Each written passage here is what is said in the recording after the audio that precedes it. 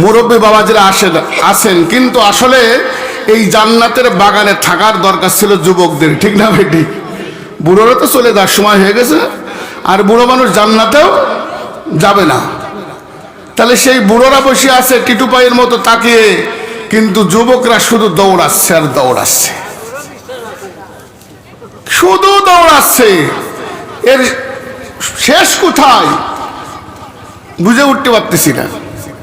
কেন বুঝে উঠতে পারতেছি না? মুসা আলাইহিস সালাতু ওয়াস সালামের কওমকে আমার আল্লাহ তাআলা মান্না ওয়া সালওয়া, পাখির ভুনা গোশ আর গরম রুটি খাওয়াতেন, কিন্তু সেই গরম রুটি আর পাখির ঘুরাবো গোশ তাদের ভালো লাগলো না। তারা ছেড়ে দিল, বেঈমানি করলো। সকাল থেকে হাঁটা শুরু করেছে, পালায় চলে যাবে, কিন্তু সন্ধ্যার সময় হাঁটছে হাঁটছে হাঁটছে, মনে হচ্ছে এখান থেকে হেঁটে একেবারে বেনাবল বর্ডার। কিন্তু সন্ধ্যার সময় দেখে যে যেখান থেকে হাঁটা শুরু করেছে সেইখানেই হাঁটতেছে। সকলে বলে সুবহানাল্লাহ।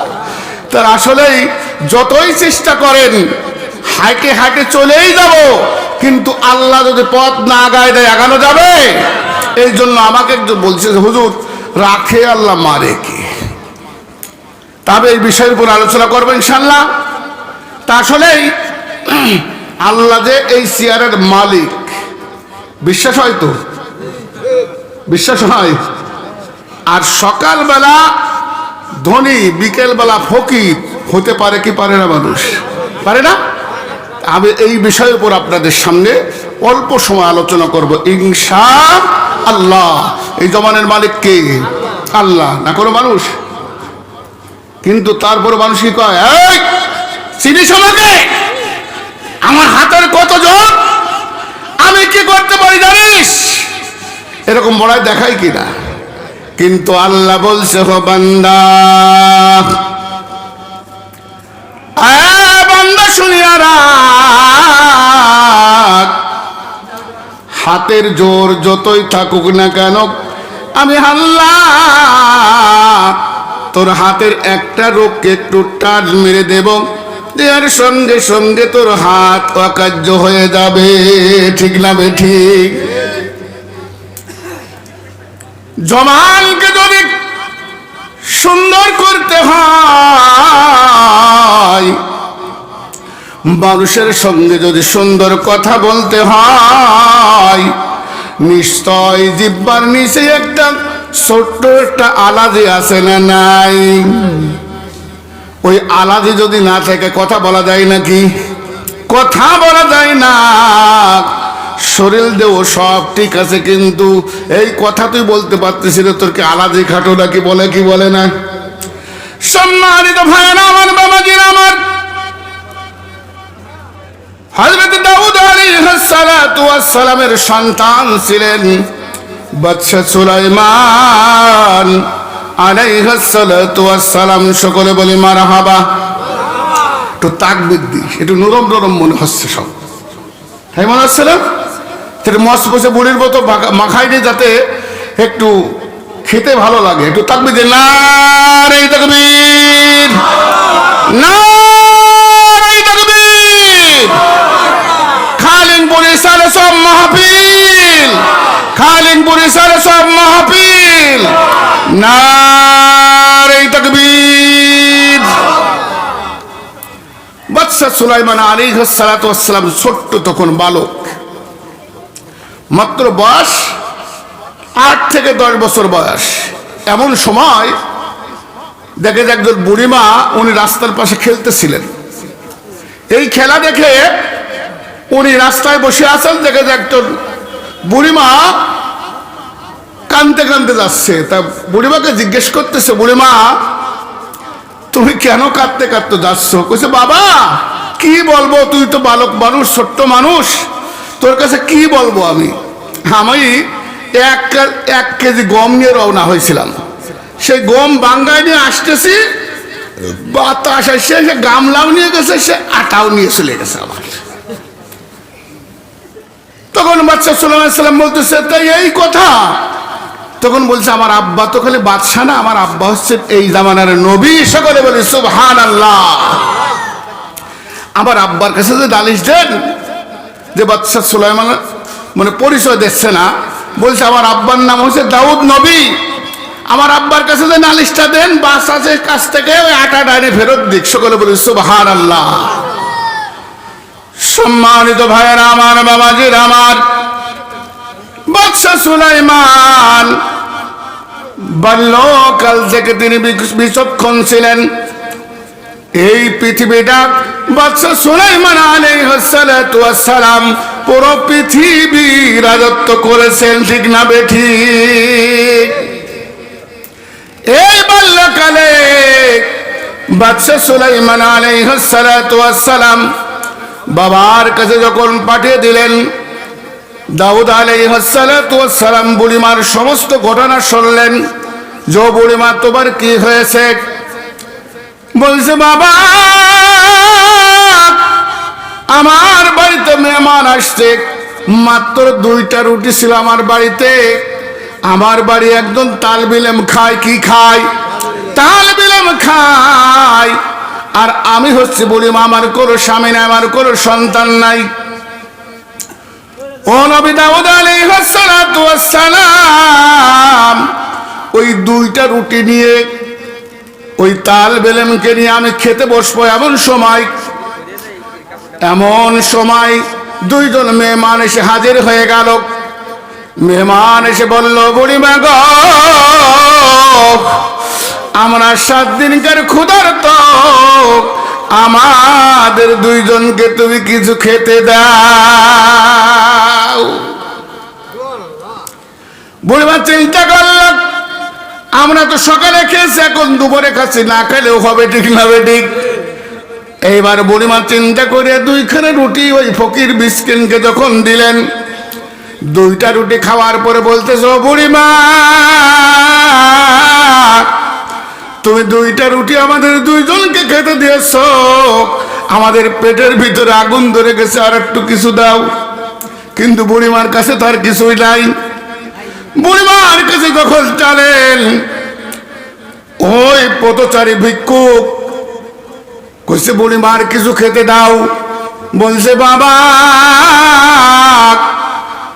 আমার ঘরে তো মাত্র আর 1 কেজি গম আছে, ফেসতে হবে, তারপরে রুটি বানাতে হবে। বলছো বুড়িমা তুমি যাও, 1 কেজি গম তুমি ফেসে নিয়ে আসো, বসতেছি, তারপরে বানাই দেবে। ফকিরও সেই রকম। আমাদের দেশে আমাদের অঞ্চলে ছিল পানি কাটার ফকির। যদি কোনো মা বলতো যে চাল নেই, কইছো চাচি তাহলে তুমি বানিয়ে নিয়ে আসুন, বসতেছি। মানে ওইদিকে যদি কেউ ভিক্ষা চাইলে সরাতে না পারতো, তা বলতো যে তুই কি পানি কাটার ফকির নাকি? তা এখন যেমন ফকির সেই রকম গৃহস্থ। বুড়িমা দাউদ নবীকে বলতেছেন, হো নবী দাউদ আলাইহিস সালাতু ওয়াস সালাম, ফকির যখন বলল, মা গো 1 কেজি আটা তুমি ফেসে নিয়ে আসো, আমরা বসতেছি, তারপরে রুটি বানাইয়া দিবে। এইবার বুড়িমা 1 কেজি আটা নিয়ে যখন রওনা হয়েছে, আটা পেশে নিয়ে যখন রওনা হয়েছে, বাতাস আসিয়া ওই বুড়িমার 1 কেজি আটা পাত্র সহ বাতাসে উড়াই নিয়ে গেছে। বাবা দাউদ নবীকে বলতেছে, বাবা কাণ্ডই ঘটেছে, আমার বাড়িতে মেহমান বসে রয়েছে, আমি এই জন্য কাঁদছি। তাকে সেই রাজদরবার থেকে 5 কেজি আটা দিয়ে দাও। 5 কেজি আটা পেয়ে বুড়িমা খুশি। 1 কেজি আটা গেছে আর 5 কেজি পাইছে, খুশি না বেজার হবে? খুশি হয়ে গেল। কিন্তু না না, বাড়ির থেকে বের হওয়ার সাথে সাথে বাদশা সুলাইমান আলাইহিস সালাতু ওয়াস সালাম বুড়িমাকে বললেন, হো বুড়িমা কি হয়েছে? বলছে 5 কেজি 1 কেজি আটা বাতাসে নিয়েছে, আমাকে তোমার আব্বা জান নবী দাউদ আলাইহিস সালাতু ওয়াস সালাম 1 কেজির পরিবর্তে আমাকে 5 কেজি আটা দিয়েছে।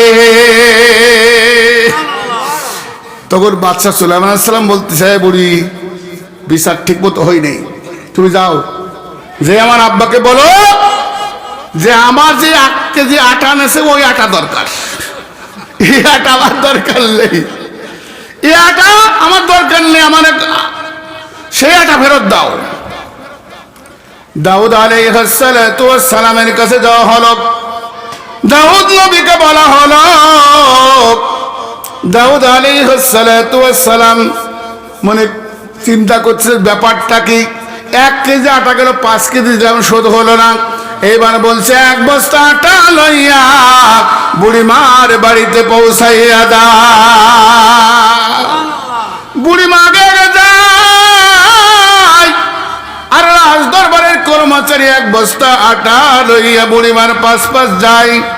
দাউদ আলাইহিস সালামের সন্তান বাদশা সুলাইমান আলাইহিস সালাম বাল্য ছেলে, ছোট্ট ছেলে ওই বুড়িমার সামনে দাঁড়িয়ে গেলেন। দাঁড়ায় বলতেছেন, ও বুড়িমা কি হয়েছে? বলছে 1 বস্তা দিয়েছে। বুড়িমাকে বলল, বুড়িমা তোমার কে ইনসাফ হয় নাই, তোমাকে যে আটা দিয়েছে ইনসাফ হয় নাই, তুমি যাও আমার আব্বার কাছে যে বলো বাতাসের কাছ থেকে ওই 1 কেজি আটা নিয়ে আসার জন্য। বুড়িমা আবার নাচড় হয়ে পড়লো, কি করবে? ছোট্ট ছেলের কথা শুনে আসছিল, 1 কেজিতে কেবল হয়েছে কয় কেজি? 1 বস্তা।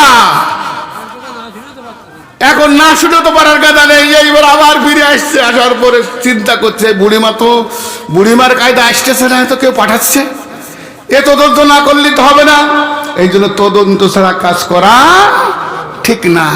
একজন ইমাম সাহেব দেওয়ালে ঘর করেছে, ঘর করার পরে ঘরের ভিতরে গেলে নেটওয়ার্ক পায় না, কোনো লোক খুঁজে পায় না, খালি মানুষ গাবাতে থাকে, হুজুর আপনার দরকার ছিল কিন্তু কোনে থাকে, ফোন দিয়ে পাওয়া যায় না। তখন চিন্তা করেছে যে তাহলে একটা মোবাইল এন্টিনা লাগাই। কি লাগাই? Mobile antenna. তা এখন মোবাইল এন্টিনা লাগাইছে, ভিতরে নেটওয়ার্ক পায়। তো দেখবেন ইমাম সাহেবের ভুল ধরার জন্য কিছু তেল তেলে লোক আছে, আছে না? ওরে বাবা, নামাজ মোটেও পড়ে না, চার দোকানে থাকে, মনে হয় যে সংসদ ভবন বসাইছে। আর খালি ইমাম সাহেব, মর্জেন সাহেব, খাদেম সাহেব, সেক্রেটারি, সভাপতি একের ভুল ধরতে থাকে, খালি খালি কাজ হলে ভুল ধরা। তো ওই তেল তেলে মসজিদে আসে না, খালি ওলোকে ভুল ধরতে থাকে হুজুরদের। তো ওই দিন তাড়াতাড়ি করে দেখে যে হুজুরের বাড়ির কাছটা যাচ্ছে, দেন কিনা। তখন মনে করছে তাহলে তো হুজুর টিভি দেখে, হুজুর তাহলে তো টিভি দেখে, হুজুর তো তাহলে টিভি দেখে। এই করতে করতে গদগদ করতে করতে বাড়ি চলে গেছে। বাড়ি যে ওযু করে মসজিদে যে হাজির, মসজিদের মুসল্লি কিছু এসে গেছে, বলছে তোমাদের হুজুর, তোমরা যার পিছনে নামাজ পড়ো সে হুজুর টিভি দেখে। তা করছে তুই ঠিক করছিস? হ্যাঁ আমি নিজেই চোখে দেখেছি। এই তুই ঠিক মতো দেখেছিস তো? তোকে হ্যাঁ আমি নিজেই চোখে দেখেছি। বারবার করে শোনার পরে আর হুজুর গেছে, নামাজ পড়ানোর সময় হয়ে গেছে, হুজুর ঢুকতেছে আর মুসল্লিরা কাছে, হুজুর আপনার পিছনে নামাজ পড়বো না হুজুর। তো কে? তা আপনি টিভি দেখেন, আপনি যান, আপনার পিছনে নামাজ পড়বো না। আমার কথা শোনবে না, শোনার সময় নেই। শোনে আমি কি করছি? তা করছে হুজুর কত দেখি। করছে আমি ভিতরে ঢুকলে মোবাইলে নেট পাই না, তাই মোবাইল এন্টিনা লাগাইছে, ওই তেল তেলে। করছে কি দেখলাম রে, আর কি করলাম আমি, দেখলাম কি আর করলাম কি, বুঝেছেন কথা? তাই জন্য তদন্ত করে যদি কাজ না করা হয় তাহলে ঠিক হবে না। সম্মানিত ভাইয়েরা আমার, বাবাজিরা আমার, দাউদ আলাইহিস সালাম চিন্তা করলেন, বুড়িমার 1 কেজি আটা হারিয়েছে, বাতাসে নিয়েছে, বাতাসের কি বিচার করব? 1 বস্তা আটা যখন দিয়েছি তারপরেও আবার আসে, কারণটাকে একটু শুনিয়া দেখি। সঙ্গে সঙ্গে দাউদ আলাইহিস সালাম বুড়িমাকে বললেন, হো বুড়িমা তোমাকে কে পাঠাচ্ছে? বলছে ওই রাস্তার মাঝে ছোট্ট একটা বালক ছেলে, ছোট্ট ছেলে দাঁড়িয়ে রয়েছে। বলছে ছেলেটাকে ডেকে নিয়ে আসো তো। ডেকে আনা হলো। দেখে তিনারই সন্তান বাদশা সুলাইমান আলাইহিস সালাতু ওয়াস সালাম। সকলে বলি সুবহানাল্লাহ। ছেলেকে জিজ্ঞাসা করলেন, বাবা তুমি কেন বারবার করে বুড়িমাকে পাঠাইতেছো? বলছে, আব্বা জান আপনি যে বিচারটা করতেছেন সঠিক হচ্ছে না। আপনি বুড়িমার 1 কেজি আটা নিয়ে গেছে, 1 কেজি আটা ফেরত দিয়ে আসেন। কিন্তু না না, 1 কেজির বদলে অনেক পাওনা হয়েছে, আপনি সেই 1 কেজি ফেরত নিয়ে আসেন। সঙ্গে সঙ্গে বাদশা সুলাইমান আলাইহিস সালাতু ওয়াস সালামের কথা শুনে দাউদ আলাইহিস সালাতু ওয়াস সালাম সিজদায় পড়ে গেলেন। আল্লাহকে ডেকে ডেকে বললেন, ও আল্লাহ, আমার সন্তান সুলাইমান আলাইহিস সালাতু ওয়াস সালাম বলতেছে সঠিক বিচার হয় নাই। ও আল্লাহ, তুমি বলিয়া দাও কেমন সঠিক বিচার হবে। সকলে বলি সুবহানাল্লাহ। তখন দাউদ আলাইহিস সালাম আল্লাহর কাছে যখন কাঁদলেন, যেহেতু নবী, দাউদ আলাইহিস সালাম হাতে লোহা নিলে, যেমন এটা লোহা হাতে নিয়ে সাথে সাথে লোহা গলা শুরু হয়ে যেত। সকলে বলি সুবহানাল্লাহ। দাউদ নবীর মুজিজা ছিল একটাই, যে হাতে লোহা নিলে লোহা গলে পানি হয়ে যেত।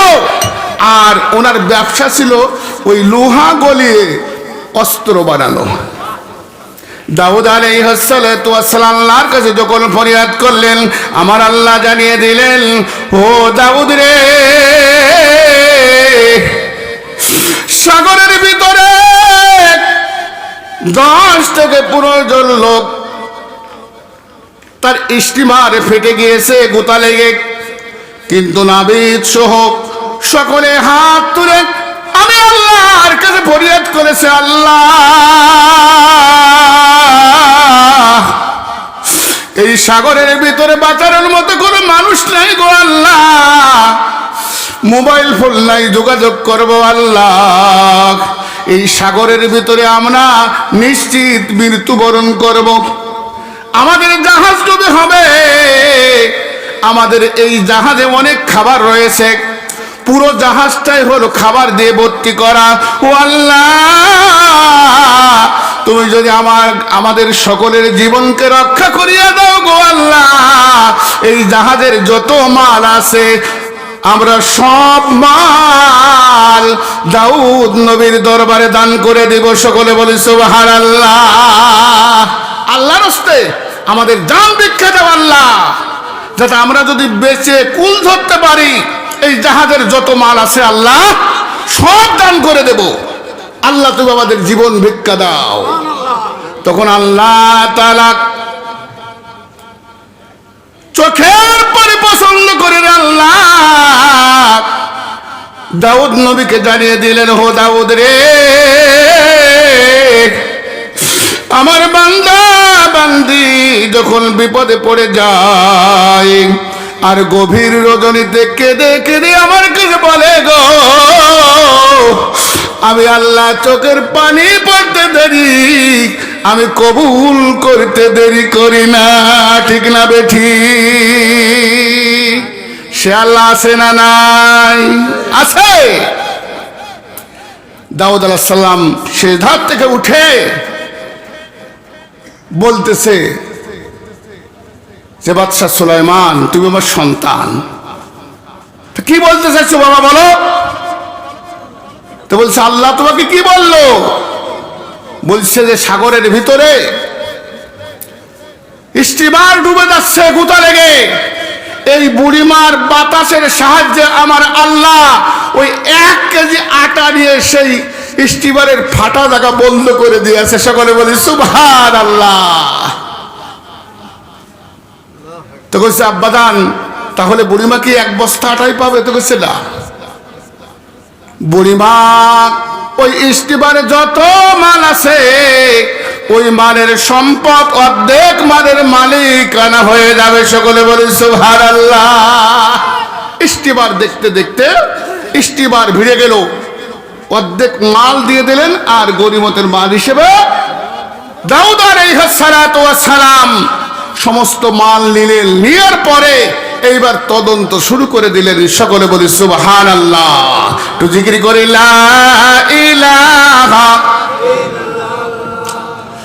লা ইলাহা ইল্লাল্লাহ লা ইলাহা দিন থাকিতে বান্ধবেলা কাজে লাগবে সন্ধ্যাবেলা অন্ধকারে কবরে বল অন্ধকারে কবরে বল থাকবি রে তুই একলা লা ইলাহা জোরে জোরে লা ইলাহা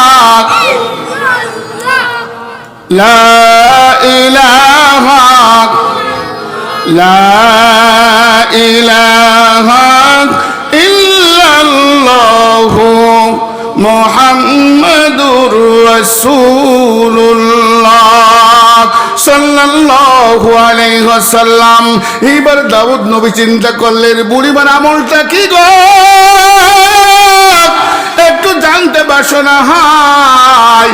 কেন বুড়িমার আটা লইয়া, আল্লাহ তো অন্য ব্যবস্থাও করতে পারতেন কি পারতেন না, কেন বুড়িমার আটাটা লইয়া ওই ইস্তিবারে পটিবারা হলো? সম্মানিত ভাইয়ের আমার, বাবাজিরা আমার, এইবার দাউদ আলাইহিস সালাতু ওয়াস সালাম তদন্ত করতে করতে যেয়ে দেখলো ওই বুড়িমা এতিমদেরকে খেতে দিতেন, আর ফকির মিসকিন নয় গো, ওই দুইজন ফকির হলো আমার আল্লাহ পাকের মেহমান। সকলে বলে সুবহানাল্লাহ। যে মেহমান ওটা আল্লাহর তরফ থেকে আল্লাহ পাঠিয়ে দিয়েছেন। বাড়ির থেকে যদি গম না বের করে আটা হয়, আটা হয় নাকি? তাহলে রাখে আল্লাহ, মানে কে? এতিমদেরকে উনি খেতে দিতেন, আর মেহমান ছাড়া উনি খানা খাতেন না। কিন্তু সমস্যা হলো একটা, ইসালে সবে ওয়াজ করে খেয়ে দেওয়া যায়, কিন্তু কাউকে খেতে দিলেই বেদাত হয়ে যায়। কথা কিন্তু ভালো করে বুঝেন, অ্যাঙ্গেলে মারতেছে। কিন্তু খাইয়ে দেওয়া যায়, পকেটে নিয়ে যায়, কিন্তু মানুষকে খেতে দিলে সেটা বেদাতে পরিণত হয়। সেই আমার এক মুসল্লি বলতেছেন, হুজুর আমাকে একজন বলতেছে যে হুপিস সেবরা হলো বেদাতি পিসে সব। তা আমি বলতেছি হুজুর, বেদাতি হুজুরের মাইনে নিলাম, শাহজালাল, শাহপরান, শাহ মখদুম যেসব আল্লাহর ওলিরা বাংলাদেশে প্রবেশ করেছেন, তিনারা যায় নামাজ বিষয়ে বাংলাদেশে প্রবেশ করেছেন, সাগর পাড়ি দিয়েছেন, পাথরের উপরে আসছেন। কিন্তু এখন যে বড় বড় হুজুররা 10 লাখ 20 লাখ লোক হচ্ছে, উনাদেরকে বলেন বেদাতি হুজুররা তো পাথরে চলে আইছে, তুমি কি আসবা? কও আসো, কিসে চলে আসবা, আসো। আর কথা বলে না। এত বড় বড় হুজুর, এত লোক হয়, তা যায় নামাজ বিছলে যায় নামাজ ভাসে না কেন? পাথরে চললে পাথর ভাসে না কেন? কারণটা কি? কইছে হুজুর আমি মূর্খ লোক, কি করে দেবো, আমার এই মুখ দিয়ে বেরোলে আমি নিজেই বুঝতে পারি না। বুঝতে পেরেছেন? তা ইটা বেদাত উটা বেদাত, দাঁত কোনটায়? সম্মানিত ভাইয়ের আমার, বাবাজির আমার, এই বাদশা সুলাইমান আলাইহিস সালাতু ওয়াস সালাম আস্তে আস্তে করতে করতে বাবা যখন দুনিয়ার থেকে বিদায় হয়ে গেলেন, বাবার রাজত্ব যখন বুঝে নিলেন, নবদ প্রাপ্ত হলেন, যুবক যখন হয়ে গেলেন, বাদশা সুলাইমান আলাইহিস সালাতু ওয়াস সালাম মন্ত্রীদেরকে ডাকলেন, ওনার জনগণকে ডাকলেন, মন্ত্রী সভা ডেকে বললেন, হো আমার দেশের লোকেরা, আমার মন্ত্রী সবার লোকেরা, আমি এখন যুবক হয়েছি, আমি যুবক যখন হয়েছি বিবাহ শাদীর দরকার কি দরকার না? দরকার না? যে আমি বিবাহ শাদী করবো, তোমরা একটা মেয়ে দেখো। বাদশা সুলাইমান আলাইহিস সালাতু ওয়াস সালাম দেশের বাদশা ছিলেন, শুধু তাই নয় নবী ছিলেন, ঠিক না বেঠিক? বাতাস কথা বুঝতো, পশু পক্ষী কথা বুঝতো, দেও দত্ত অধীন ছিল, ঠিক না বেঠিক? পাখিগুলো যখন বাদশাহ সুলাইমান আলাইহিস সালাতু ওয়াস সালামের সিংহাসনে চড়তেন, পাখিগুলো ডানা মেলিয়া মেলিয়া বাদশাহ সুলাইমান আলাইহিস সালাতু ওয়াস সালামের সিংহাসনকে ছায়া দান করতেন। সকলে বলে সুবহানাল্লাহ। তাহলে পাখি ছিল কত, সবাই অধীন ছিল, পিপিলিকার কথাও বুঝতেন। বাদশাহ সুলাইমান আলাইহিস সালামের কাছে একদিন মশা আইসে নালিশ করতে, আসে বলতেছে, ও বাদশাহ সুলাইমান আলাইহিস সালাম, আমরা তো এক জায়গায় সব বসবাস করি, তো এই বাতাসের জ্বালায় কথা বলতে পারি না কারোর সাথে, কেউ ডেক্কাই নিয়ে চলে যায়। তাই বলতেছে আর ওদিক বাতাসে ডেক্কাচ্ছে।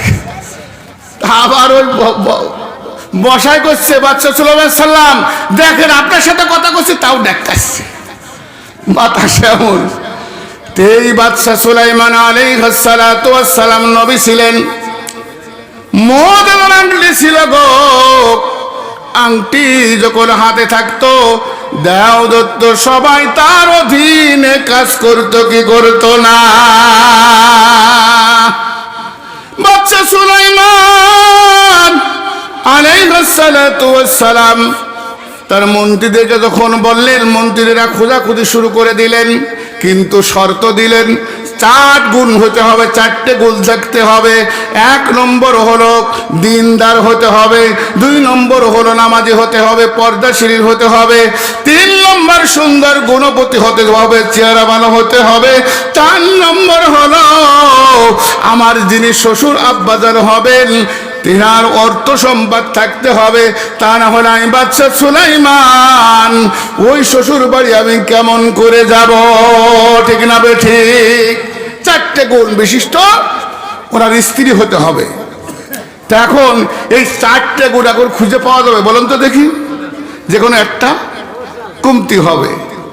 এখন ঘোষণা যখন হয়ে গেল, এক জেলে সে চিন্তা করছে, আমার যে মেয়ে, এই মেয়ে তো কোনো মানুষের সামনে যায় না, আমার মেয়ের রূপ চেহারা খুবই সুন্দর, আমার মেয়ে হচ্ছে ধার্মিক নামাজি আল্লাহওয়ালা, কিন্তু একটা সমস্যা আছে, আমি হলাম জেলে আর আমার মেয়ে হলো জেলের মেয়ে, অর্থ সম্পদ নাই, প্রস্তাবও তো দেওয়া যাবে না।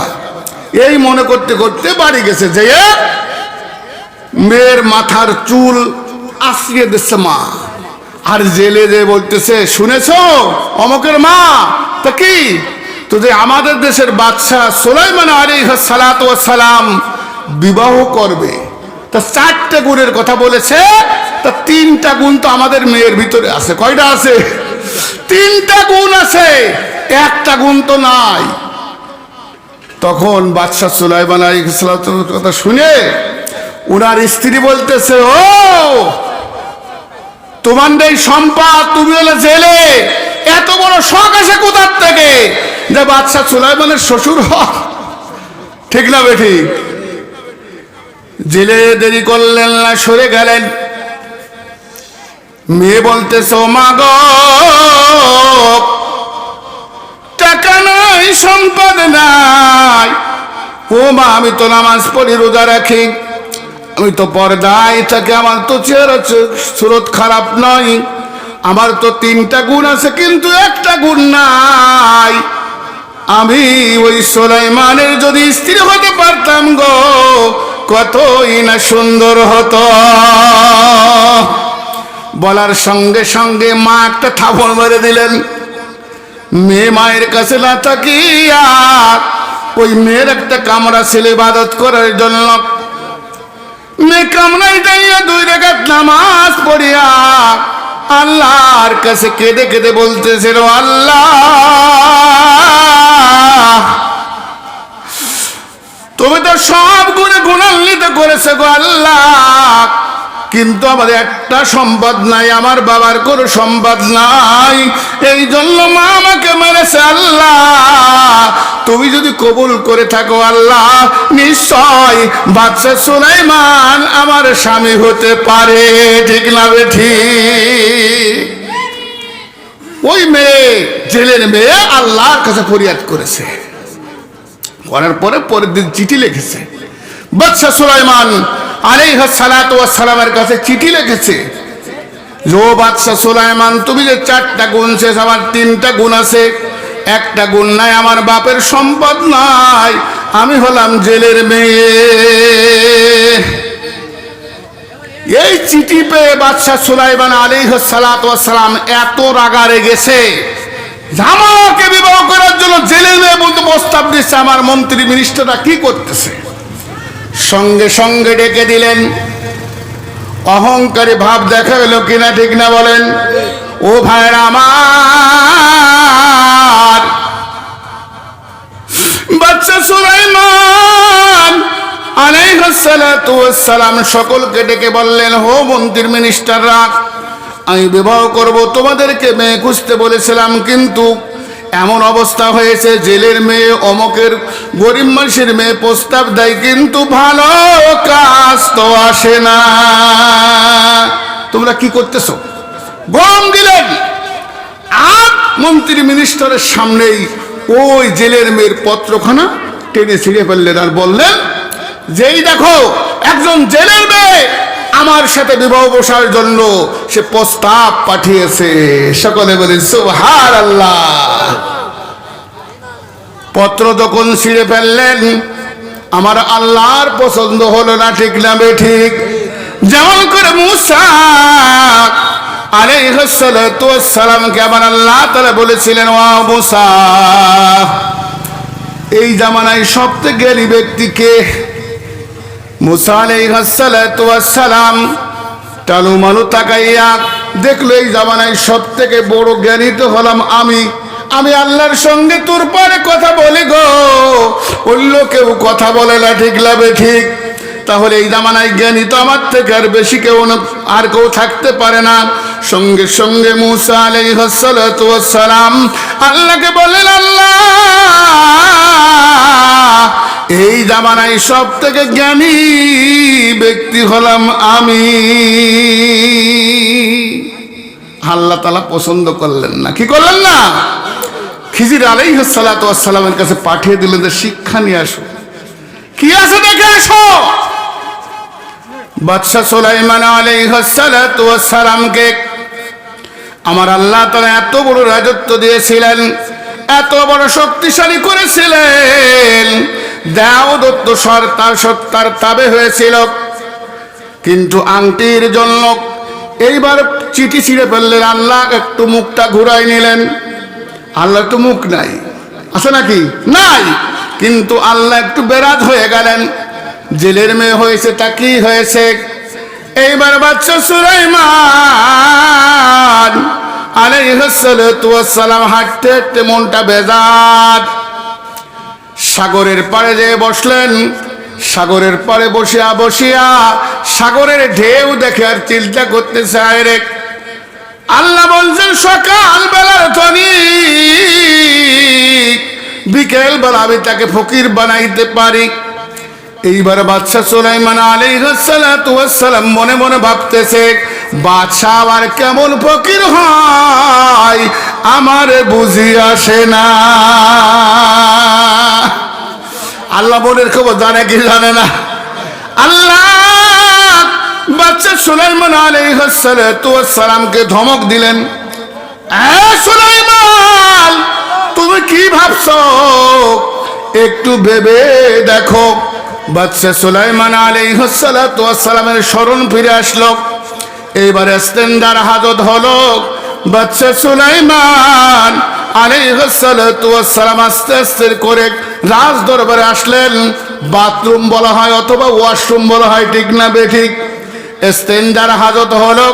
বাদশা সুলাইমান আলাইহিস সালাতু ওয়াস সালামের বিশ্বস্ত একজন জিন ছিলেন, জিন্নাত বলা হয়।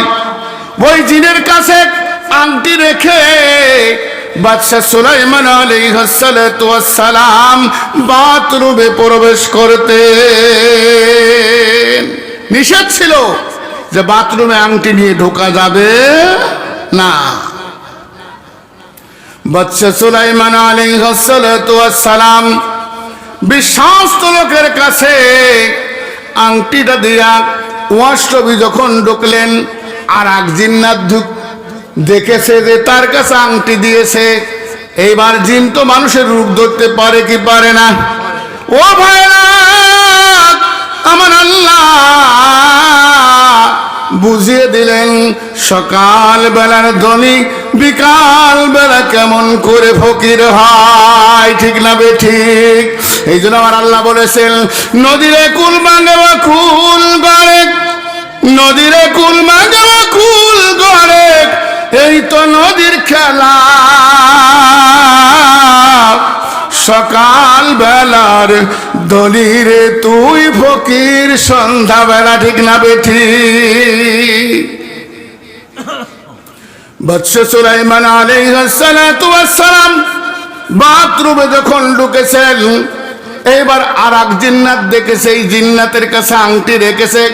সঙ্গে সঙ্গে রূপ পাল্টিয়া বাদশা সুলাইমান আলাইহিস সালাতু ওয়াস সালামের রূপ ধারণ করে নিলেন।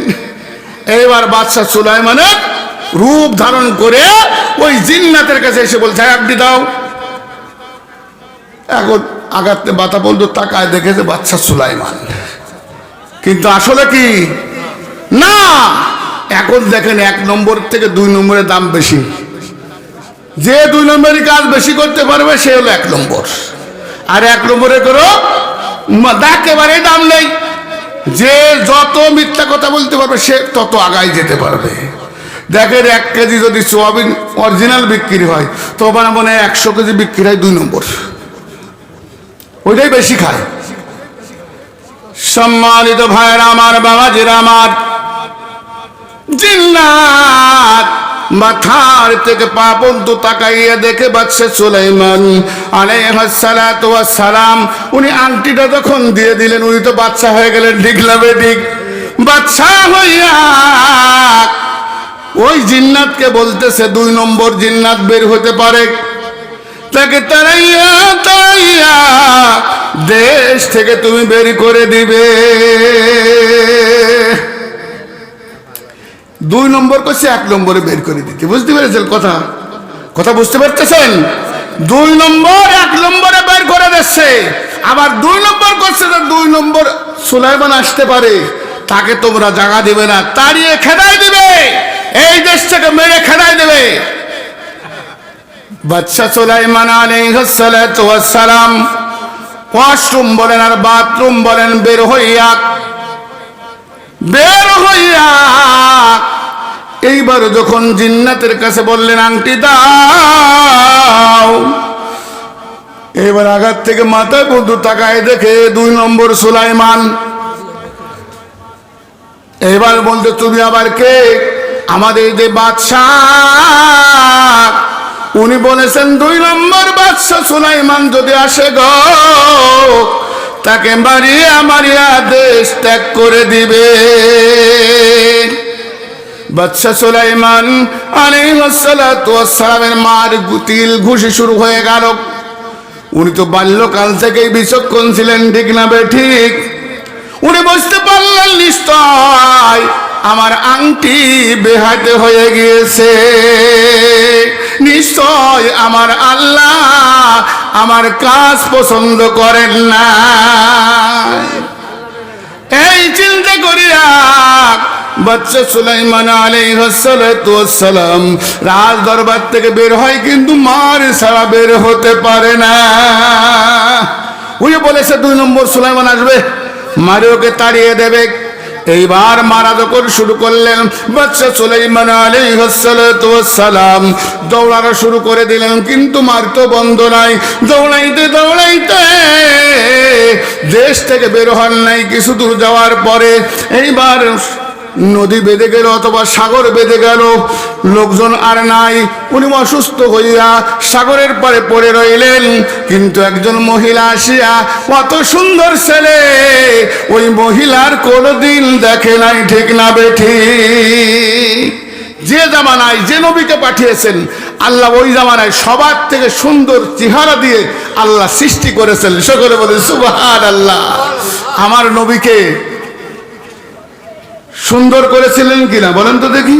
আমার নবী, আপনার নবী, দোজানের সরদার নবী মুহাম্মদুর রাসূলুল্লাহ সাল্লাল্লাহু আলাইহি ওয়াসাল্লামকে আল্লাহ তাআলা সবথেকে সুন্দর করে বানিয়েছিলেন। সকলে বলি সুবহানাল্লাহ।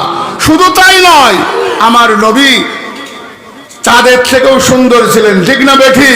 কোনো মানুষ যদি তাকিয়ে আমার নবীর দিকে তাকাতো আর তাকায় দেখে ওই মানুষের 7 দিনকের ক্ষুধা নিবারণ হয়ে যেত। সকলে বলি সুবহানাল্লাহ।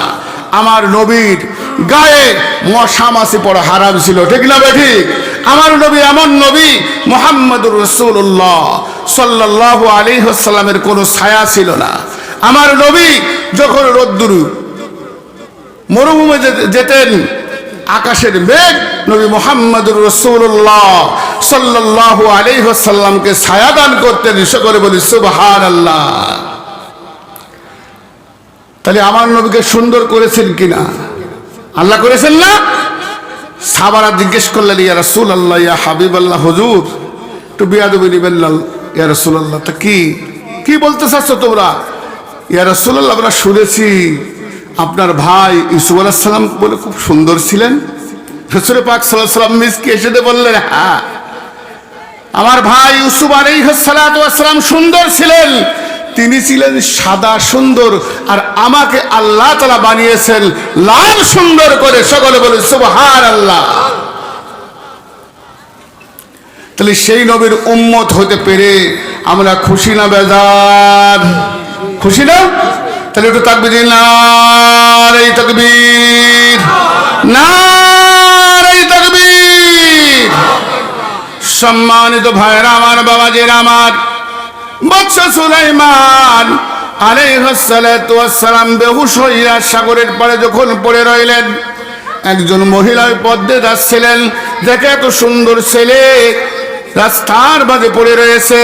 উনি নদীর থেকে একটু পানি উঠায় মাথায় দিলেন, একটু একটু হুঁশ যখন ফেললেন, এইবার জালের শয়তান আসিয়া বাদশা সুলাইমান আলাইহিস সালাতু ওয়াস সালামকে আদর করিয়া মাথায় পানি দিয়া হুঁশ ফিরাই নিয়ে আসলেন। সকলে বলে সুবহানাল্লাহ।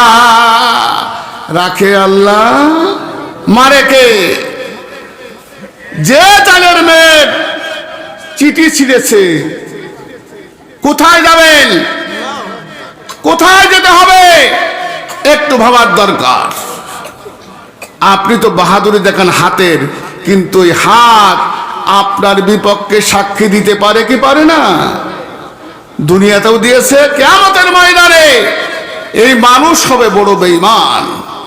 আল্লাহর সামনে দাঁড়িয়ে বলবে, আল্লাহ, নামাজ পড়েছি, রোজা রেখেছি, হজ করেছি, যাকাত দিয়েছি, উপকার করেছি মানুষকে, কিন্তু আমার আল্লাহ তাআলা কিয়ামতের ময়দানে দেখেন কোরআন শরীফ আল্লাহ বলতেছে, আলিয়াউমা নাখতিমু আলা আফওয়াহিহিম ওয়া তুকাল্লিমুনা আইদিহিম ওয়া তাশহাদু আরজুলুহুম বিমা কানু ইয়াকসিবুন। কিয়ামতের ময়দানে আমার আল্লাহর সামনে দাঁড়াইয়া বান্দা যখন বেয়াদবি করবে, মিথ্যা কথা বলবে, সেই দিন আমার আল্লাহ তাআলা মুখের জবানকে বন্ধ করে দেবে, আর সেই দিন হাত আপনার পক্ষে বা বিপক্ষে সাক্ষী দিবে কি দেবে না? আপনি এই হাত দিয়ে ওযু করেন নাই, হাত আপনার পক্ষে সাক্ষী দিবে? এই হাত দিয়ে আপনি দান করেন নাই, হাত আপনার পক্ষে সাক্ষী দিবে নাকি? হায়, এই হাত দিয়ে মানুষকে আঘাত করেছেন, কষ্ট দিয়েছেন, এই হাত আপনার এত জোর, মানুষকে অন্যায়ভাবে ঘুষি দিয়েছেন, এই হাত কিয়ামতের ময়দানে আপনার বিপক্ষে সাক্ষী দিবে। এইবার জবানকে খোলা হবে, তখন ওই মানুষটা হায় হাত আলাদরি, ওই মানুষটা চিন্তা করবে, হায় রে, আমি এই কাম করেছি, আল্লাহ কি করে জানলো? এই জন্য ইকরা কিতাবাকা, এই মানুষকে ঘুরাই নেওয়া হবে, এমনভাবে মুখটা ঘোরাই নেওয়া হবে, হাতকে ঘোরাই দেওয়া হবে, পিঠির উপরে কিতাব থাকবে, মুখটা ঘোরাইয়া বলবে, হ্যাঁ বেঈমান, তুই পড়িয়া পড়িয়া দেখ তুই জীবনে কি ভালো কাম করেছিস আর কি খারাপ কাজ করেছিস, একটু তোর কিতাব তুই পড়িয়া দেখ। কিতাব পড়বে আর কই মুখ বেঁকা করে কই, আল্লাহ কবে পড়েছি, কবে কাজ করে যাবো তা খেয়ালই নাই, কিন্তু বুঝতে পেরেছি আল্লাহ তুমি ছোট্ট ছোট্ট ভালো কাজ, ছোট্ট ছোট্ট খারাপ কাজ সমস্ত কিছু তুমি আল্লাহ লিপিবদ্ধ করে রেখেছেন। সকলে বলে সুবহানাল্লাহ। ও ভাই আমার, বাবাজি আমার, যাকে দেখতে না পারিয়া যার কথা শুনিয়া, যার মেয়ের কথা শুনিয়া বাদশা সুলাইমান আলাইহিস সালাতু ওয়াস সালাম পত্র করা ছিঁড়েছিলেন, সেই জালের হাতে যাইয়া বাদশা সুলাইমান আলাইহিস সালাতু ওয়াস সালাম যখন সুস্থ হলেন, 4 থেকে 5 দিন নবী সুলাইমান আলাইহিস সালাতু ওয়াস সালাম ওই জালের বাড়িতে আবদ্ধ থাকলেন। এইবার জালের সর্দার যে বলতেছে, ও যুবক রে, তোমার বাড়ি ঘর কোথায় জানি না, তুমি কোথা থেকে এসেছো, তুমি তো নামও বলো না, কিছুই বলো না, শুধু চিন্তা করতে থাকো। এইভাবে ঘরে বেশি দিন থাকা যাবে না, তুমি যেখানে এখানে এসেছো এখানে জেলে ছাড়া আর কোনো মানুষ, জেলে ছাড়া এখানে আর কোনো মানুষ এখানে বসবাস করে না। বলছে তুমি যেখানে আসো, যে গর্তের কাছে আসছো, এরা হলো সবাই জেলে, তা তুমি বসে থাকলে কয়দিন তোমাকে খাওয়ানো যাবে? তোমার এখন কাজ হলো মাছ ধরা। তাহলে ফকির বানাতে পারে কি পারে না? বাদশা সুলাইমান চোখের পানি ফেলে ফেলে কাঁদে, কিন্তু মানুষকে দেখায় না। চিন্তা করতেছেন, হায় রে আমার আল্লাহ, হয়তো আমার প্রত্যেকে একটু বেরাজ হয়েছেন। এইবার দেশের বাদশাহ জেলের বাড়িতে যাইয়া নদীতে মাছ ধরে। কোনদিন তো নদীতে যাই নাই, মাছ ধরে নাই, নৌকায় বসে থাকে।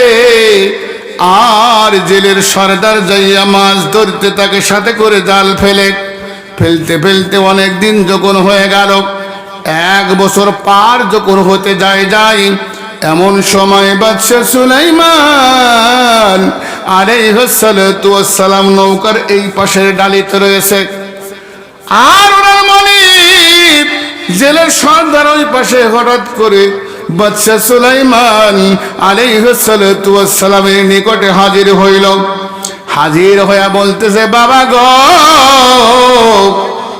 তোমার বাড়ি কোথায়, তোমার ঘর কোথায়, তুমি তো পরিচয় দাও না, কিন্তু আমার বাড়িতে কয়জন লোক তুমি জানো নাকি?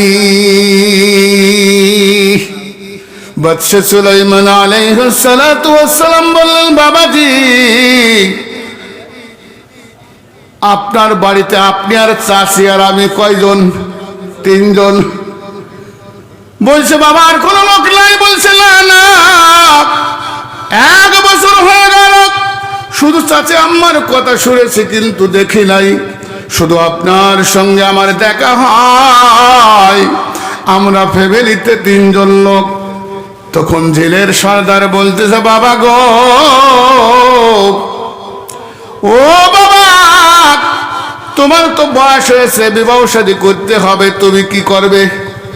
বলছে, বাবা আমার তো ঘর নাই, বাড়ি নাই, আমার তো পরিচয় নাই, আমার কোথায় বাড়ি কোথায় ঘর, আমাকে কে মেয়ে দেবে, আমি কেমন করে বিবাহ শাদী করব? বলছে, বাবা তুমি যুবক ছেলে, তোমার তো এখন বিবাহ শাদীর বয়স হয়েছে, তুমি বিবাহ করবে কিনা? বলছে, বাবা যদি কেউ মেয়ে দেয় আমি বিবাহ শাদী করতে পারি। শুধু ভাবতে থাকার চিন্তা করে কথা বলে না, আর যখন লুকারাইতে সরে যায় আল্লাহর কাছে কেঁদে কেঁদে বলে, আল্লাহ, ও আমার আল্লাহ, ভুল করেছি, ক্ষমা করিয়া দাও। আল্লাহর কাছে যখন কেঁদে কেঁদে বললেন, আমার আল্লাহ বাদশা সুলাইমান আলাইহিস সালাতু ওয়াস সালামের দোয়াকে আমার আল্লাহ কবুল করে নিলেন। সকলে বলে সুবহানাল্লাহ। এবার যেন বলতেছে, বাবা আমার সুন্দর রূপসী একটা সুন্দর মেয়ে আছে, শুধু আমার অর্থ নাই গো। যখন অর্থের কথা বলেছে সেই সময় বাদশা সুলাইমান আলাইহিস সালাতু ওয়াস সালাম বুঝতে পেরেছেন আমার আল্লাহ হয়তো সেই জেলের বাড়িতে পৌঁছায় দিয়েছেন। সকলে বলে মারহাবা। সে আল্লাহ শোনো এখনো আছে না নাই? আল্লাহ কি বলে গেছে? না, সে আল্লাহ আছে এখনো। এই জন্য একটা গান গাই, ও গো আল্লাহ, ও গো আল্লাহ, ক্ষমা করে দাও, মাফ করে দাও।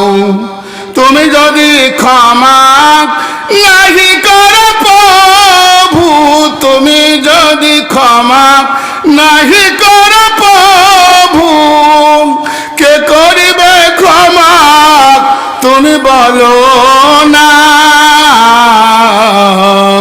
ক্ষমা করে দাও, মাফ করে দাও। সকলে বলে মারহাবা। নারে তাকবীর, নারে তাকবীর। আল্লাহ ক্ষমা করনেওয়ালা কিনা? আল্লাহ ক্ষমা করে দিতে পারেন কি পারেন না?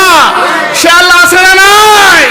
এই জন্য আমার আল্লাহ তাআলা বলতেছেন, কুল ইয়া ইবাদিয়াল্লাযীনা আসরাফু আলা আনফুসিহিম লা তাকনাতু মির রাহমাতিল্লাহ ইন্নাল্লাহা ইয়াগফিরু যুনুবা জামিআ ইন্নাহু হুয়াল গফুরুর রহিম।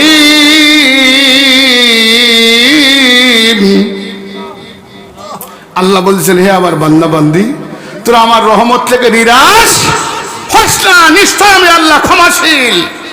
বান্দা যদি পাহাড় পাহাড় বন্ধু গুণা করে ফেলে দেয়, আমি আল্লাহ ওই বান্দার জিন্দেগির গুনাহ আমি আল্লাহ মাফ করে দিতে পারি। সকলে বলি সুবহানাল্লাহ।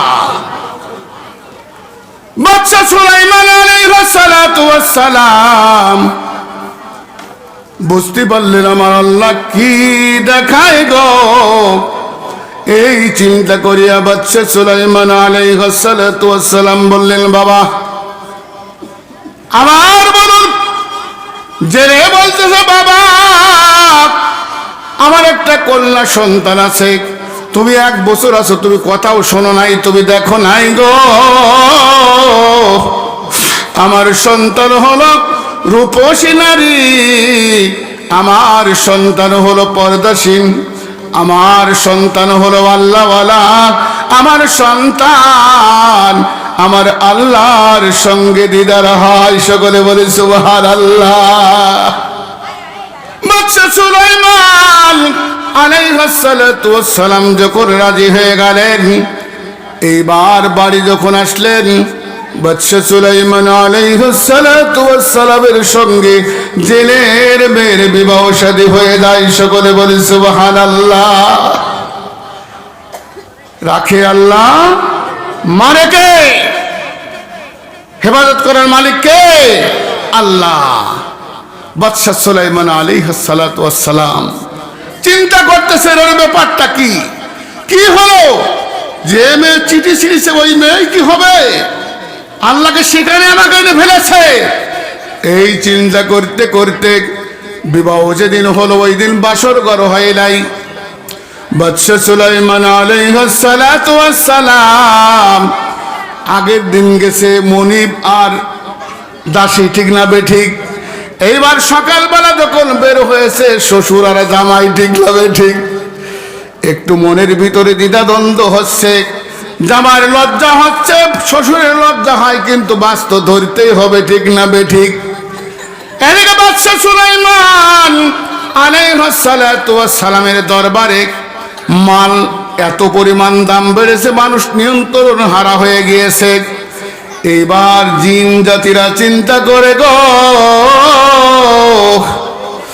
অরিজিনাল সুলাইমান যদি হয় গো, কোন রকম দাম বাড়ার কথা না, একটু পরীক্ষা করে দেখি যে অরিজিনাল না নকল। এইবার জিল্লাত এইদিকে এক কল, ওইদিকে আর এক কল, ঠিক না বেঠিক? জিল্লাত চিন্তা করলো অরিজিনাল সুলাইমানকে খুঁজতে হবে, এত তো দাম বাড়ার কথা না গো, একটু দেখি যাইয়া নকল না আসল। এইবার জিন্নাতরা যাইয়া দেখে গো নকল সুলাইমান। জিরে রাখে গেল, ধাওয়া যখন করলেন, এইবার নকল সুলাইমানের হাতে আংটি ঠিক না বেঠিক? যাওয়ার কোনো পথ নাই, ঘিরে যখন ফেলা হলো, কোথায় যাবে, কোন দিকে যাবে, দিশেহারা হয়ে গেল। কিন্তু একটা জিন তো হাওয়া হয়ে যেতে পারে, কিন্তু আংটি তো হাওয়া করা যায় না, ঠিক না বেঠিক? আংটি কি করে হাওয়া করবে? আংটি তো আংটির জায়গায় রয়েছে। এখন চিন্তা করলে আংটি যদি থাকে আবার বিপদ বেশি করবে, তা কি করে? আংটি তা যাওয়াই হোক, সাগরে নিক্ষেপ করে দিই। সকলে বলে সুবহানাল্লাহ। চিনা যাবে না, হাওয়া হয়ে গেলেন, হারাই গেল। কিন্তু সাগরে যখন নিক্ষেপ করা হলো, আংটি যাই যাক না করো, মাছের স্বভাব হলো খাবার দেখলেই সামনে আগায় যাওয়া। আংটি দেখিয়া যাচ্ছে, চকচক করতে করতে যাই গো, কিন্তু আমার আল্লাহ পাকের তরফ থেকে সুন্দর একটা মাছ এসে আংটিটা খেয়ে ফেলে দিলেন। সকলে বলি সুবহানাল্লাহ। আংটি যার রাজত্ব তার, ঠিক না বেঠিক? আংটি যার কাছে, রাজত্ব তার কাছে, কোনো উপায় নাই। এই জন্য বলা হয় মদিনার নাম ছিল কি বলেন তো দেখি? মদিনার নাম ছিল ইয়াসরিব। যখন নবী মুহাম্মদুর রাসূলুল্লাহ সাল্লাল্লাহু আলাইহি ওয়াসাল্লাম মক্কা থেকে মদিনায় হিজরত করেছিলেন, তখন এই ইয়াসরিবের নাম নবী মুহাম্মদুর রাসূলুল্লাহ সাল্লাল্লাহু আলাইহি ওয়াসাল্লাম প্রবেশ করার সাথে সাথেই ইয়াসরিব হয়ে গেল মদিনাতুল মুনাওয়ারা। সকলে বলি সুবহানাল্লাহ। এই জন্য বলা হয় ও মদিনার মাটি রে, তুই যে বড়ই খাঁটি রে,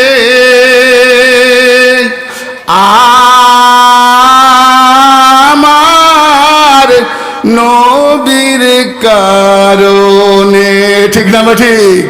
ও মদিনার মাটি রে, তুই যে বড়ই খাঁটি রে, আমার নবীর কারণে, ঠিক না বেঠিক?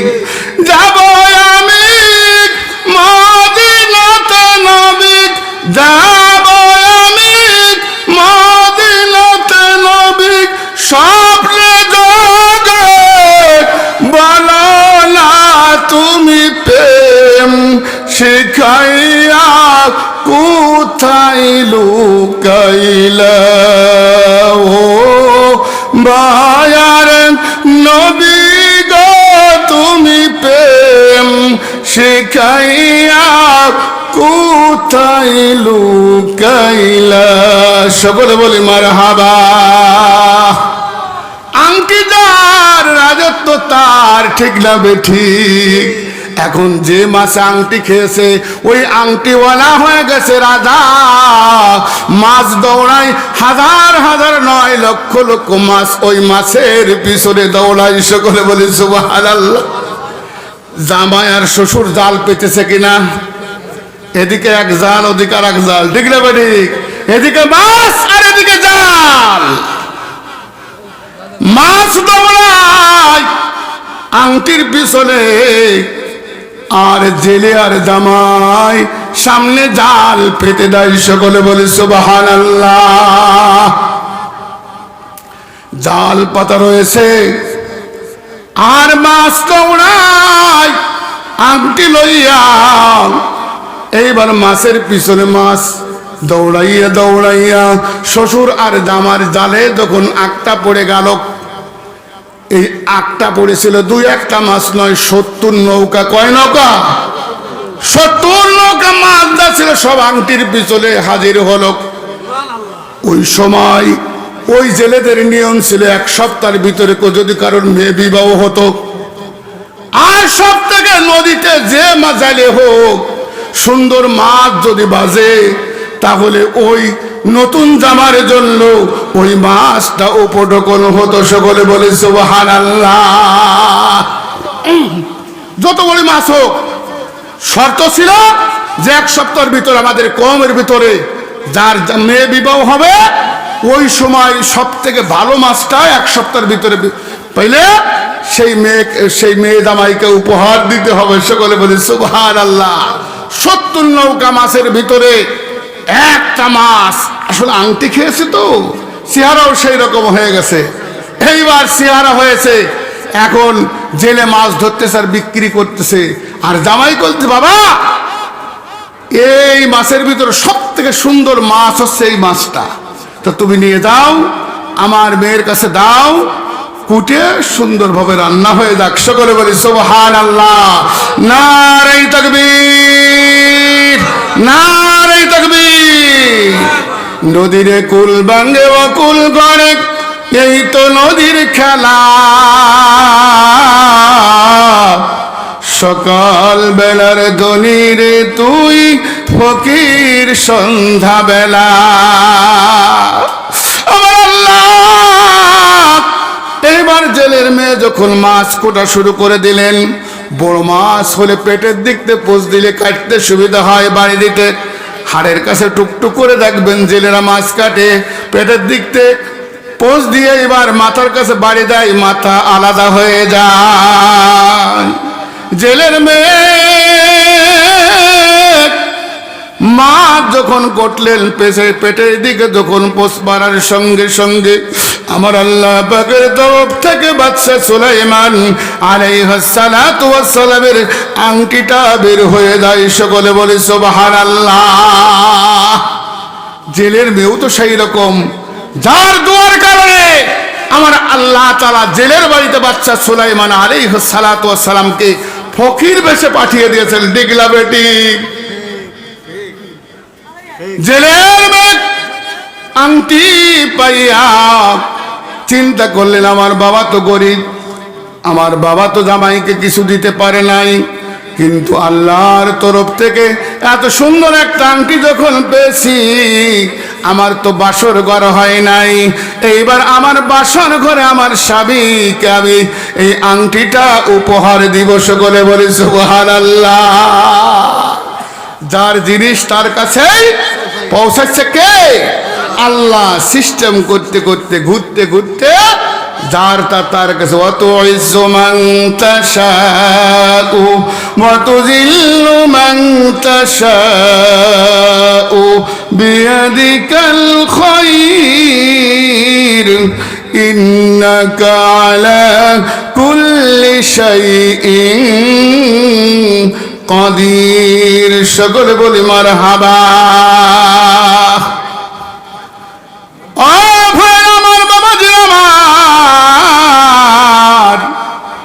বাদশা সুলাইমান আলাইহিস সালাতু ওয়াস সালাম বাসর ঘরে গেলেন। বাসর ঘরে যাইয়া দুইজন দুই খাটের কোণায় বসে রইলেন। বাদশা সুলাইমান আলাইহিস সালাতু ওয়াস সালামের স্ত্রী বসলেন এক পাশে, আর বাদশা সুলাইমান বসলেন এক পাশে। রাত কেটে যায়, কেউ কারুর সঙ্গে কথা বলে না। বিবিধান স্বামীকে ডেকে বললেন, ও শানের স্বামী গো, আমার সঙ্গে তোমার বিবাহ শাদী হয়েছে, কেন তুমি কথা বলো না, কি সমস্যা? তখন বাদশা সুলাইমান আলাইহিস সালাতু ওয়াস সালাম বলছে, ও বিবি রে, তোমার সঙ্গে যখন আমার বিবাহ শাদী হয়েছে আমি প্রশ্ন করতে পারি কিনা? বলছে, হ্যাঁ আপনি প্রশ্ন করতে পারেন। বলছে, ও বিবি, তোমার কোনো চাহিদা আছে নাকি? তোমার কোনো কথা আছে নাকি, তুমি বলতে পারো? বলছে, হ্যাঁ আমার কথা আছে। তা কি কথা বলছে? ও স্বামী গো, আমি একটা মানুষকে পছন্দ করতাম, একজনকে পছন্দ করতাম, আমার তার সঙ্গে বিবাহ হবে, কিন্তু আশার আমার পূরণ হয় নাই গো। ও প্রাণের স্বামী গো, আমি একজনকে ভালোবাসি। আমাদের দেশের যুবক সাল যদি হইতো, লাঠি ছড়ের অভাব ছিল। তো আমার সঙ্গে বিবাহ হইলে আবার তুই ঘর, তুই কার আবার চাহিদা, কার সঙ্গে তোর ভালোবাসা, একই ব্যাপার। বাদশা সুলাইমান আলাইহিস সালাতু ওয়াস সালাম মনে কোনো কষ্ট না লইয়া বলতেছো, বিবি রে, সেই ছেলের সঙ্গে তোমার দেখা হয়েছে কিনা? বলছে না। তোমাকে ছেলে দেখছে কিনা? বলছে না, না, আমার সঙ্গেও তার দেখা হয় নাই, সেও আমাকে দেখে নাই। তখন বাদশা সুলাইমান আলাইহিস সালাতু ওয়াস সালাম বলতেছে, বিবি রে, ওই ছেলের সন্ধান যদি কোনোদিন হয়, তোমাকে সেই ছেলের কাছে পৌঁছাই দেওয়া হবে। সকলে বলে সুবহানাল্লাহ। বিবিরে বলতেছে, বিবি,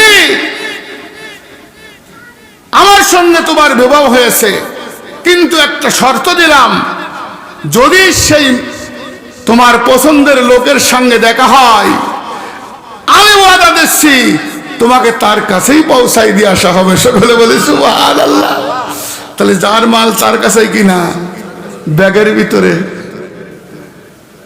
বাদশা সুলাইমান আলাইহিস সালাতু ওয়াস সালাম এই কথা শোনার পরেই নামাজের জন্য দাঁড়িয়ে গেলেন। বিবিও নামাজে দাঁড়িয়ে গেলেন। নামাজ শেষ হলো, দুইজন দুইজনের জন্য দোয়া করতে থাকলেন। বাদশা সুলাইমান আলাইহিস সালাতু ওয়াস সালাম আল্লাহর কাছে ফরিয়াদ করে, আল্লাহ, আমার বিবির আশাটা পূরণ করিয়া দাও। স্বামী দোয়া করে স্ত্রীর জন্য, স্ত্রী দোয়া করে স্বামীর জন্য। রাত যখন কেটে গেল, ভোর যখন হবে হবে ভাব, এই সময় দুইজনের মিলন হওয়ার জন্য যখন সামনে অগ্রসর হলেন, এইবার স্ত্রী চিন্তা করলো, স্বামীকে আংটিটা উপহার দিয়ে দি।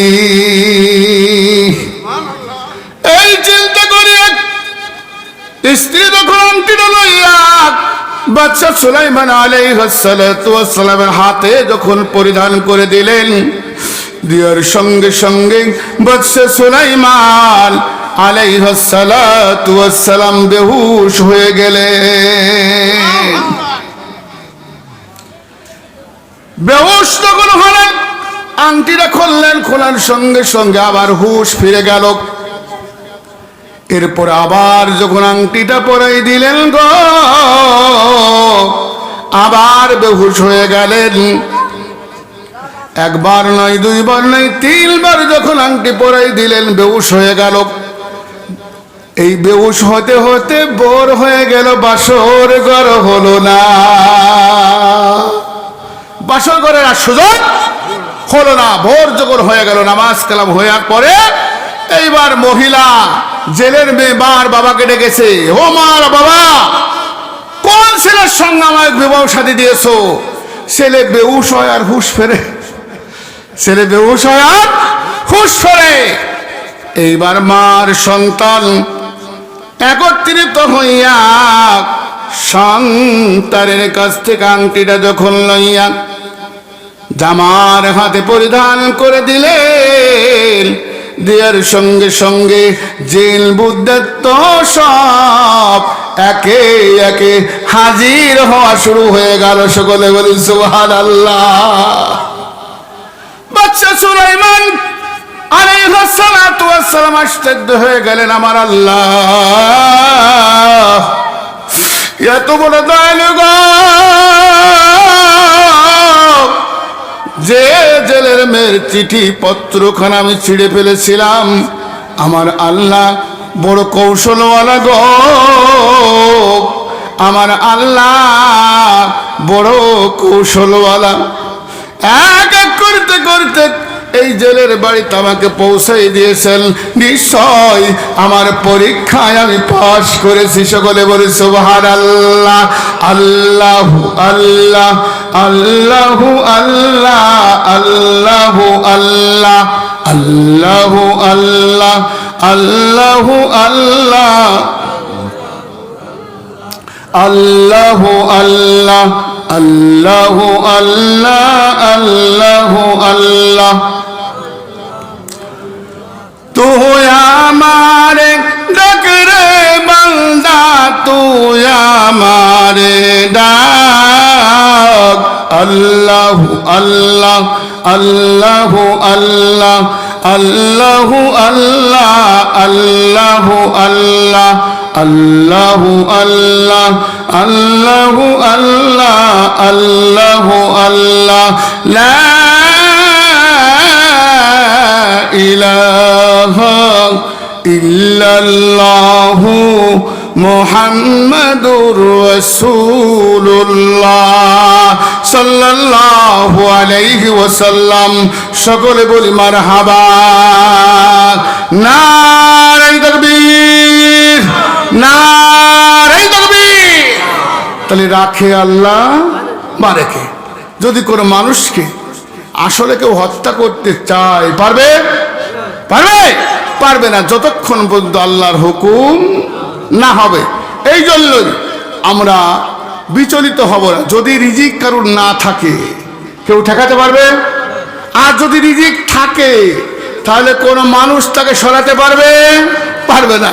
একজন ব্যক্তি বলতেছে আল্লাহ আবার কেমন খাওয়ায়, আমি ইনকাম করি তাই খাই, আল্লাহ আবার খাওয়ায় কেড়ে করে, এ আল্লাহরে পরীক্ষা না করে আমার ভাত খাবো না। তো বাড়িতে কিছু না নিয়ে চলে গেছে বনের ভিতরে, যাইয়ে দাঁত কামড়ায় পড়ে আছে, আল্লাহ আবার খাওয়ায়, দেখে নি আল্লাহ কেমন খাওয়ায়।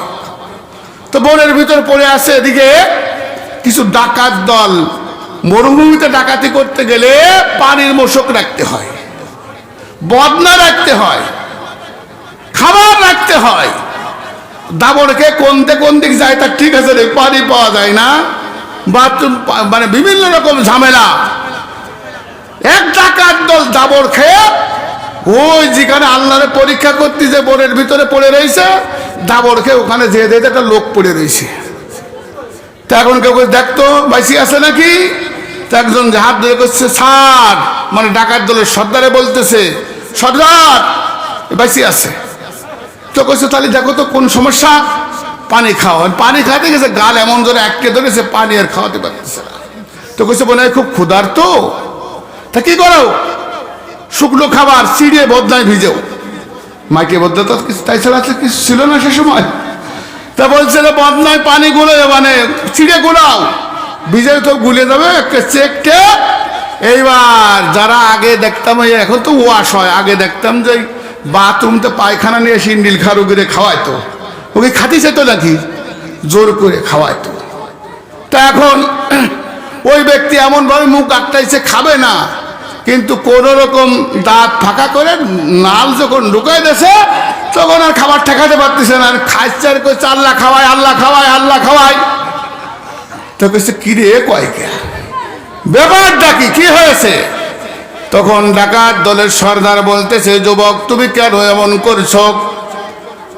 যুবক বলতেছে আমার আল্লাহ খাওয়ায় আমি বিশ্বাস করতাম না, বনের ভিতরে এসেছি, আমার আল্লাহ কেমন করে খাওয়ায় গো,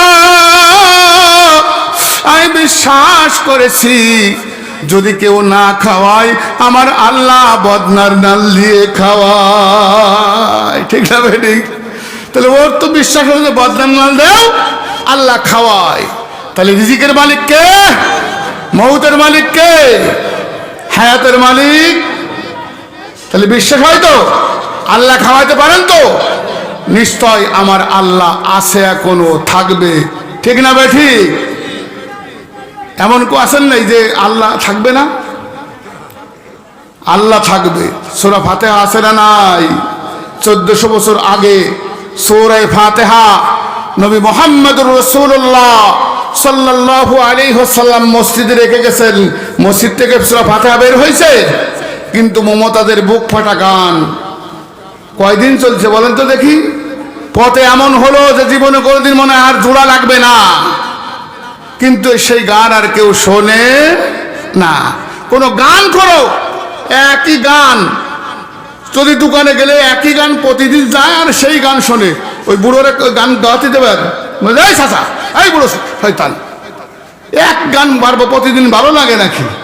অন্য গান দেওয়া যায় না?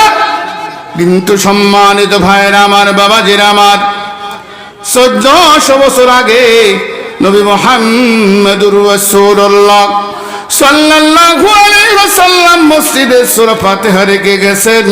ওই ফাতিহা যদি প্রতিদিন পড়া হয়, মনে হয় যে এই মাত্র নাজিল হলো, ঠিক না বেঠি?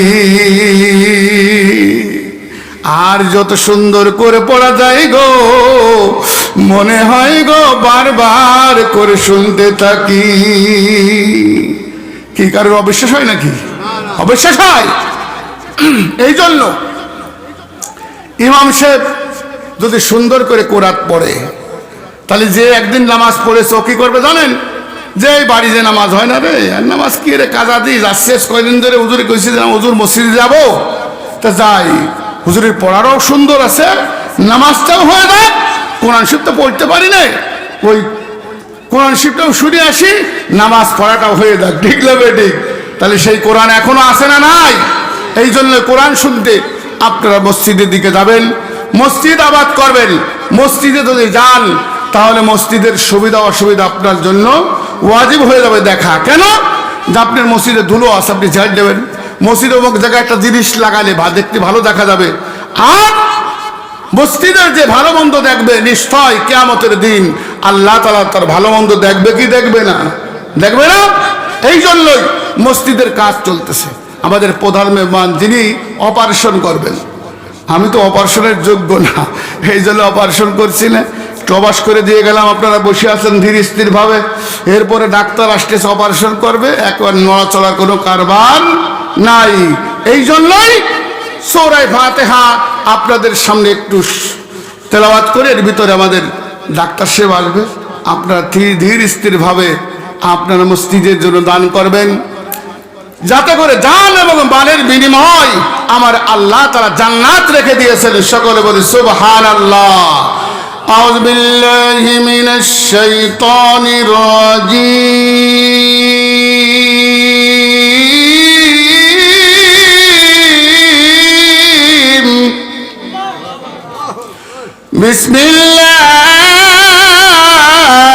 বিসমিল্লাহির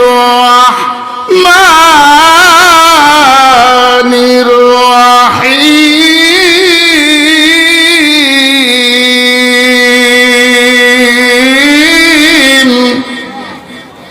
জবানকে আপনাদের বন্ধু, জবানের মালিক কে?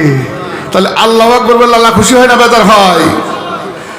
আলহামদুলিল্লাহি রাব্বিল আলামিন আর রহমানির রাহিম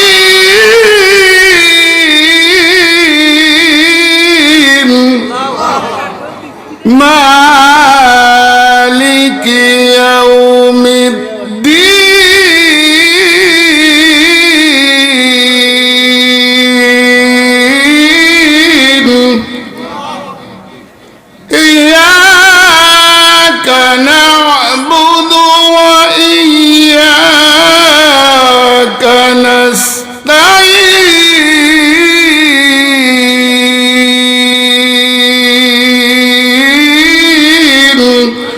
সকলে বলি মারহাবা।